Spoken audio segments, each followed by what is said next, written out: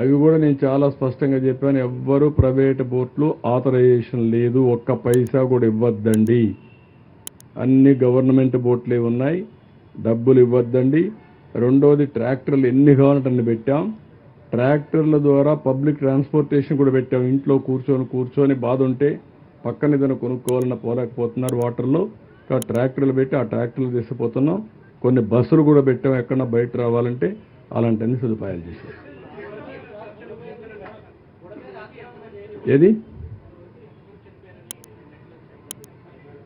ఇప్పుడు నేను చూసి చెప్తాను, మీకు పేరుతో సహాయం ఇమ్మంటాను.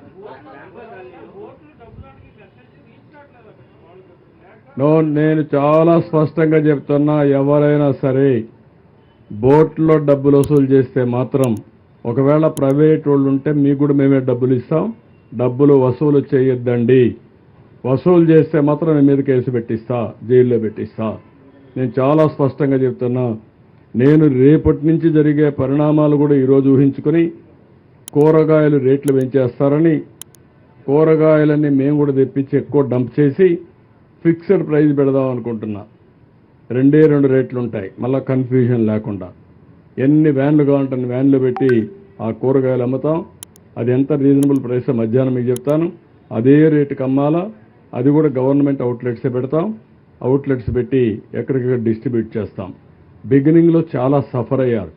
సఫర్ అయిన వాళ్ళకి ఇంకా ఇబ్బందులు పెట్టడం కరెక్ట్ కాదు. ఎవ్వరు ఒక్క రూపాయి వసూలు చేసినా మానవత్వం లేకుండా చేస్తే చాలా సీరియస్గా ఉంటుంది.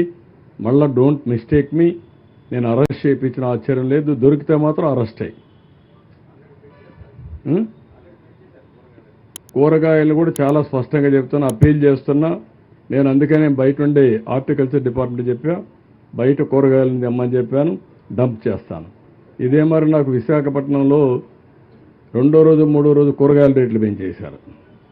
మన బాధ మంది, వాళ్ళ అవకాశం వాళ్ళది. ఇది మంచిది కాదు. నిత్యావసర వస్తువుల సరుకులు అన్నీ కూడా ధరలు పెంచడానికి వీలు లేదు. నేను విజిలెన్స్ అప్పుడే యాక్టివేట్ చేశాను. వాళ్ళకు కూడా చెప్పాను, మీ డ్యూటీ ఇది, ఎక్కడికక్కడ యాక్టివ్గా ఉండండి.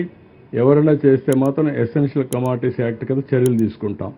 జాగ్రత్తగా ఉండమని హెచ్చరిస్తున్నాం. ఏదో కష్టకాలంలో ఉంటే మనం కూడా ఎక్స్ప్లాయిట్ చేయడం మంచిది కాదు.